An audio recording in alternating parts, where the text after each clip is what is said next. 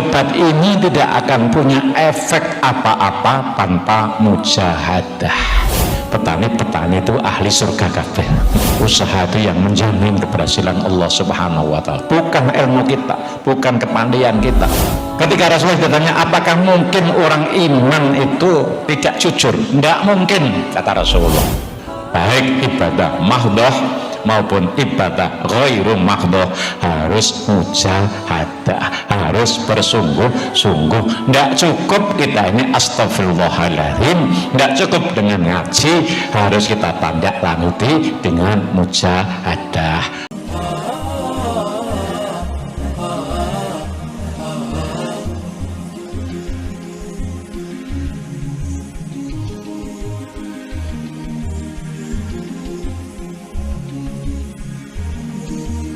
Assalamualaikum warahmatullahi wabarakatuh. Bismillah, alhamdulillah, wassalatu wassalamu ala rasulillah wa ala alihi wa sahbihi wa mawalah. Subhanaka la ilma lana illa ma 'allamtana innaka antal alimul hakim. Amma ba'du.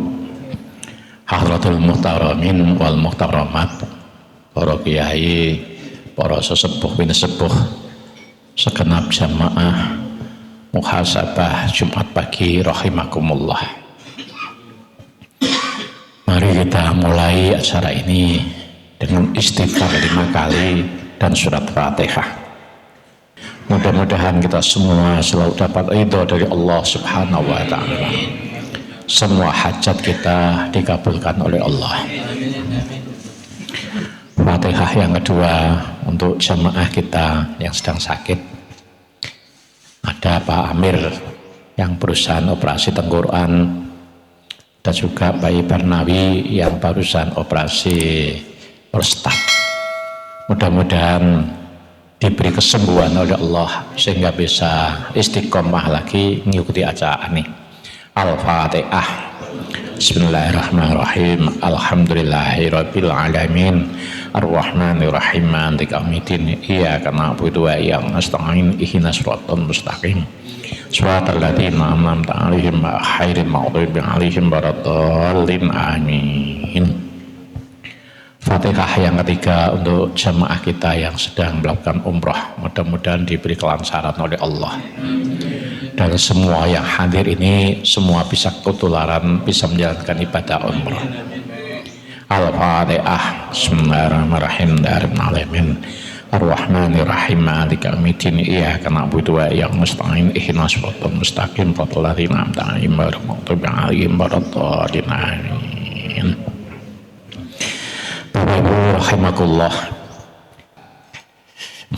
Mari kita lanjutkan kajian kita tentang hal yang bisa mentajamkan pandangan hati atau basyirah. Kita sudah masuk episode yang ke-9. Lari ya alhamdulillah, nek gak lari ya alhamdulillah, nek lali takok Pak Imam. Pak Imam kemarin kan usul akas gitu ya, akas ya. Jadi akas itu yang ke-6. Dari 19 perkon itu 3 ada di kiri, 3 ada di kanan, itu ke-6. Tapi yang sudah kita bahas yang tidak ada dalam Gaburan Bayi Asmul Kondi, yaitu pertama ada taubat kan tidak ada, kemudian mukhib tidak ada, kemudian khauf kan belum ada di sana, sehingga sudah masuk ke episode ke-9. Kita bahas tentang akas ya. Mestinya akas ini sudah kita bahas Pak. Ini mujahadah itu kan akas Pak Imam. Jadi kita itu sudah melakukan tobat. Tobat itu bisa dari kesalahan menuju ke tidak salah, dari yang sudah baik menuju yang lebih baik, dari yang asalnya lupa Allah menjadi selalu ingat kepada Allah. Kita ini mungkin masuk yang kedua ini ya, dari yang baik menuju yang lebih baik. Tobat ini tidak akan punya efek apa-apa tanpa mujahadah, tanpa kita bersungguh-sungguh memerangi hawa nafsu. Ini mujahadah, bersungguh-sungguh memerangi hawa nafsu. Jadi kita ini yang namanya akas itu harus akas di bidang ibadah mahdhah dan di bidang ibadah ghairu mahdhah. Ibadah ghairu mahdhah seperti kita kerja, cari nafkah, itu adalah ibadah yang ghairu mahdhah. Ini pun diajarkan oleh beliau Rasulullah, kita itu harus mujahadah, harus akas kerja. Sehingga doa yang sering kita baca itu setelah subuh, Allahumma inna na'udzubika minal kasli. Ya, kita ini meminta pada Allah perlindungan dari sifat malas. Lah, lawannya malas itu apa? Supaya kita malas, kita adalah harus akas, mujahadah. Ini doa dari Rasulullah yang selalu dibaca Rasulullah. Rasulullah itu bagaimana tidak menjadi seorang pemalas, maka kita juga mengikuti sebagaimana surah Al-Baqarah pemalas. Mujahadah ini atau akas ini juga diajarkan oleh Rasulullah pada sahabatnya. Cara Rasulullah mengajarkan macam-macam ya. Ada yang langsung dituntun, ada yang beri motivasi. Yang beri motivasi itu adalah seperti ketika halaqah begini, ada sahabat yang namanya Sa'ad bin Sabir Al-Ansori. Itu dilihat oleh Rasulullah, tangannya tuh hitam melepuh. Ditanya, Sa'ad, kamu kok hitam sekali, kenapa? Kan itu ya. Orang apa? Saat ditanya, tanganmu kok hitam melupas, apa jawabnya? Ya Rasulullah, kalau ini pekerjaan kalau kasar dan saya ini harus kerja keras untuk menghidupi istri-istri dan keluarga saya. Apa yang dilakukan oleh Rasulullah sebagai memberikan motivasi? Tangannya dipegang, kemudian dicium oleh Rasulullah, inilah ahli surga. Insyaallah orangnya kerja keras untuk menghidupi keluarga, oleh Rasulullah dicium tangannya, itulah ahli surga. Kalau saya menyimpulkan, mong sing ngapal-ngapal itu ya petani. Petani itu ahli surga kabeh. Makanya saya ngurung tani, belajar tani Pak. Meskipun pertanian ini sekarang susah, jagung tinggal 3.400 gak nutut Pak, gak nutut itu Pak dengan biayanya. Pupuk mahal, tapi yang harus kita siapkan apa? Yang berikan cukup kita ini bukan pupuk murah, bukan jagung panen banyak.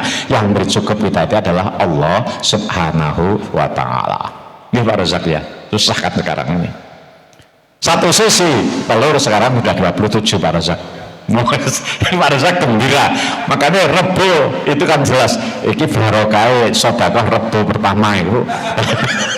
Saiki harga telur 27, jagungnya murah berarti pakannya murah, oke larang, maka sisanya untuk beli ketan gitu tuh. Ketan sama kopi. Saya lanjutkan, begitu cara Rasulullah memberikan motivasi. Jadi orang yang punya etos kerja itu adalah dicium tangannya, ini adalah ahli surga. Kemudian lagi ada seorang yang minta pada Rasulullah di macam-macam. Jadi kalau ada pimpinan menghadapi masyarakat yang macam-macam harus semua direspon. Yang paling susah kalau ada orang mau jual ginjal kemarin itu Pak. Ke rumah mau jual ginjal karena utangnya agak susah ya, piye jawabnya ya. Dalam hati saya tidak boleh benci orang itu, dalam hati saya bacakan Fatihah, mudah-mudahan diberi jalan keluar oleh Allah. Nah ada orang minta saya mau bayar utang gini-gini kayak iso membantu, Fatihailah. Kalau kita mendoakan orang lain itu kita akan didoakan oleh malaikat, dan tidak usah diberitahu yang didoakan. Wong donga kok saya doakan dari sini mudah-mudahan semua hajat, ini kan ya kurang. Tidak usah Pak, yang bagus itu mendoakan orang tidak usah diberitahu, itu lebih mustajab dengan keikhlasan. dan kita akan didoakan oleh malaikat seperti kita mendoakan orang lain. Ya, ada seorang ngacung, ada Rasulullah kula ini betul sakit mangan, kula nyuwun datang panjenengan. Apa yang dikatakan Rasul? Bukan memberi makanan, tapi diberi kail. Kamu punya apa? Tidak punya apa-apa. Sak duwemu, mosok wong gak duwe apa-apa. Sak duwemu goreng. Akhirnya yang dibawa itu hanya cingkir. Cingkir duwene mbok cingkir. Nah, ketika itulah maka cingkir itu dirilang oleh Rasulullah, siapa yang bisa memberi cingkir ini sekian. Para sahabat ngacung. Di sini motifnya sahabat itu bukan ingin beli cingkir, tapi bisa membantu orang yang kekurangan tadi. Setelah ada sahabat Abu Bakar itu yang paling ngacungan, sahabat Utsman itu yang paling ngacungan. Ini dua sahabat ini orang yang kaya betul lah. Kaya betul.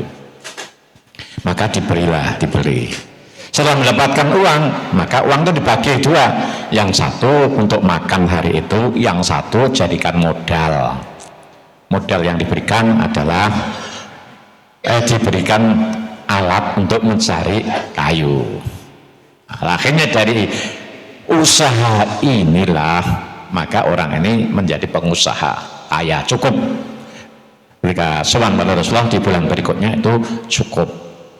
Di sini yang bisa kita ambil pelajaran, janganlah minta-minta. Usahakan sedapat mungkin itu usaha. Usaha itu yang menjamin keberhasilan Allah Subhanahu wa taala, bukan ilmu kita, bukan kepandaian kita. Semuanya adalah yang berhasil oleh Allah. Maka mejamal 8 hari kalau ngaji itu yang kita ingat-ingat. Wong sing penggaweane njaluk kanggo kepentingan awake dhewe malah suwe iku ora malah sugih, malah suwe marah melarat. Ingat ya, wong sing njaluk untuk kepentingan pribadi, siji kalau njaluk untuk bangun mushola, untuk mengajar, untuk kepentingan pribadi, malah dipersulit oleh Allah untuk mencari rezeki. Dan orang yang punya hutang niat untuk membayar hutang, saya ini PR Gus Dur lagi, saya minta dicarikan hadisnya yang jelas ini sahih artinya. Imam Ghazali yang dawuhnya sahih, tapi saya kan harus menyiapkan takbirnya yang jelas Gus. Orang yang punya hutang kemudian niat bayar hutang didoakan oleh malaikat, sehingga banyak orang-orang yang alim karena ingin menjaring doa malaikat itu ya, cari hutangan sekalipun tidak butuh. Loh ini betul loh Gus. Ghazali loh ini yang nyampaikannya Imam Ghazali. Menurut saya kan tidak valid kalau tidak ada dasarnya hadisnya gitu. Ini gak menurut gak sinau kok. Gak sinau. Gak sinau. Itu betul, dari ada seorang alim itu yang sampai pinjam meskipun tidak butuh. Karena apa? Ingin didoakan malaikat. Kembali kepada beliau Rasulullah itu menjadi kail dan mendidik kita ini jangan sampai minta kalau diberi tompo, insya Allah barokah, insya Allah barokah. Tapi kalau sudah terbiasa minta bisa dititeni, semakin hari bukan semakin ada solusi, semakin hari semakin tertutup, karena ini tidak sesuai dengan apa yang diajarkan beliau Rasulullah. Ini yang dilakukan tentang akas tadi Pak Imam. Sehingga orang yang akas ini pun diabadikan dalam Al-Quran. Dalam Al-Quran Allah Subhanahu wa ta'ala membanggakan orang yang punya etos kerja yang tinggi, yang selalu saya baca setiap mau subuh, itu sholat subuh, li'ila fi Quraisyin ila fihim rihlatas syita'i wassaif. Kebiasaan orang Quraisy itu adalah tidak mengenal lelah dalam musim panas maupun musim dingin, tidak pernah merasa lelah, dibanggakan oleh Allah. Itu Islam memberi motivasi harus menjadi akas di bidang ibadah mahdhah maupun di bidang ibadah ghairu mahdhah. Kemudian akas dalam taat, dalam wiridan, dalam pertemuan yang kedua yang kedua itu saya sampaikan apa yang dilakukan oleh Syekh Ibrahim Al-Khawas tentang bagaimana beliau menghadapi nafsu, tentang yang dilakukan oleh Imam Hambali bagaimana melawan nafsu. Dah agak panjang, yaitu kalau ada dua pilihan, nafsu itu tidak semuanya yang jelek, karena illah marahimah rabbi nafsalah amaratun besok, tapi ada ilahnya. Dari keinginan kita itu namanya nafsu. Tidak semua jelek. Kalau kita mendapatkan kasih sayang Allah, itu adalah keinginan yang baik. Kalau ada dua pilihan keinginan, yang satu berat, yang satu ringan, dipilih yang berat. Kalau mau ngaji, yang satu tidak mau ngaji, dipilih yang berat. Dan orang itu kalau sudah meninggalkan sekali, Pak, itu ternyata nafsu itu selalu mengajak kepada. Yang saya alami, saya itu setiap hari Jumat kan mesti ziarah ke ibu saya. Itu pun saya rasa bahwa kasih sayang ibu saya, bapak saya jauh dengan pengabdian saya. Tapi ketika Jumat lagi tidak bisa karena kariban. Kemudian hari yang kedua ada tamu Jatman. Hari ketiga males banget. Hari ketiga mau ziarah males banget, udah bawa 2 kali. Biasanya gitu, godanya orang ada saja.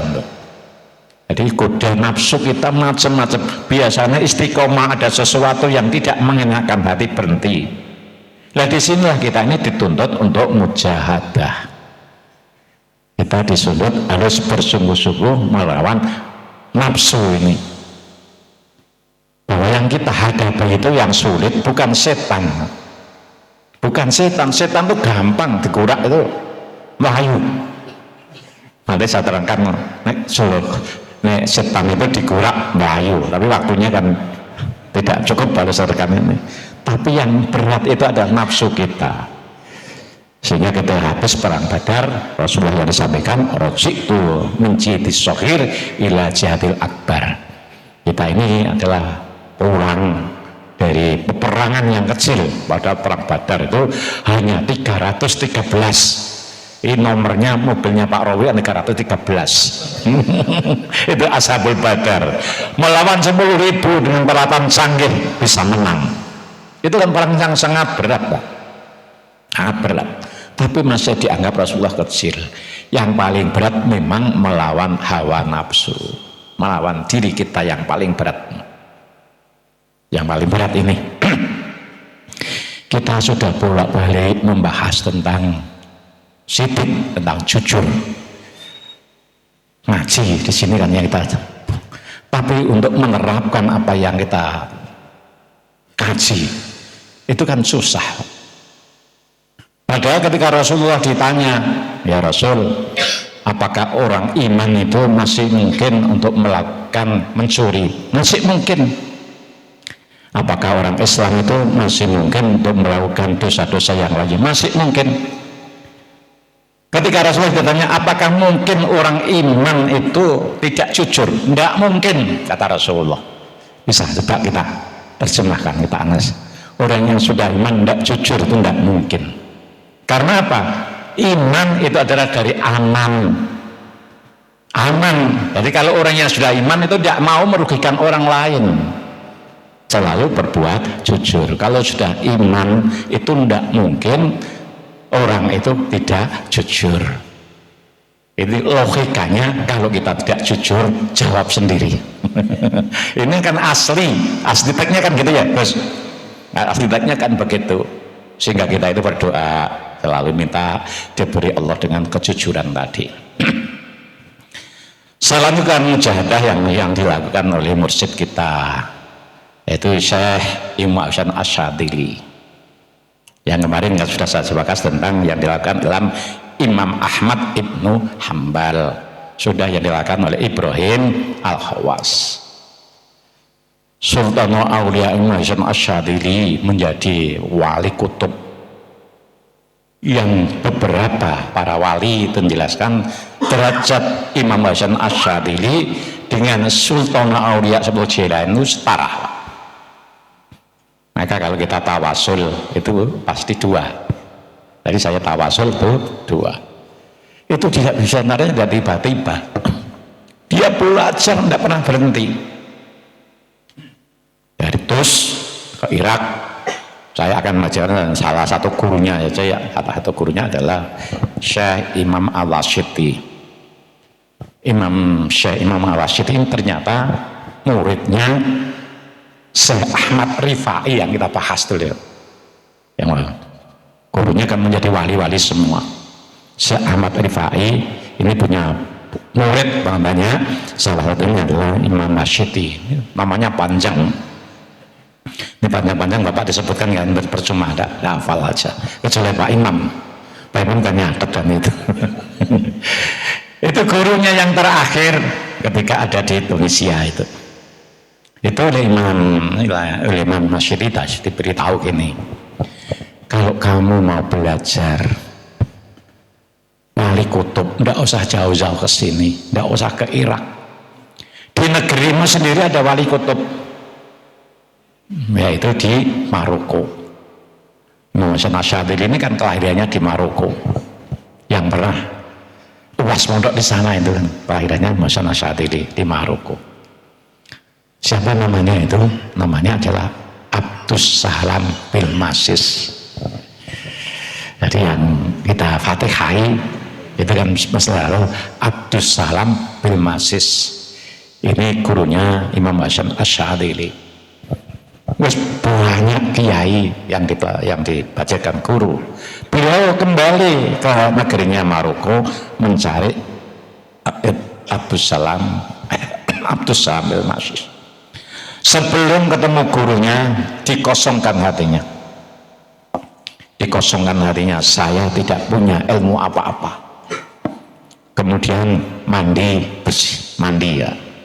Ternyata mandi ya. Saya itu tidak pernah mandi pagi kalau hari Jumat. Kalau hari Jumat kan sekaligus mandi sunat Jumat. Karena kan kalau mandi itu tangis setengah telu gak cukup Bapak. Sekarang tidak cukup untuk sholat yang watifah yang kita lakukan. Tapi kalau hari Jumat karena mau belajar di sini saya mandi. Itu yang diajarkan oleh Imam Hasan Asyadili. Merasa dirinya tidak punya ilmu, merasa diri harus membersihkan dirinya dari hadas wudu.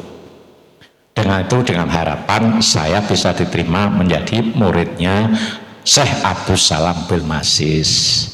Ternyata setelah dicari, Syekh Abdus Salam bil Masis ini ada di puncak gunung. Tempatnya sedang uzlah dicari. Dan ternyata sana langsung diterima. Tamu saya akui menjadi muridku. Belajarlah di sana, ya riyadhah, ya belajar. Sehingga Imam Hasan Asyadili ini mendapatkan futuh, menjadi seorang yang arif billah, kemudian menjadi wali kutub ya dari gurunya Abdus Salam bil Masis ini. Belajar itu. Ini jadi wis pinter tapi belajar terus. Di atas langit ada langit.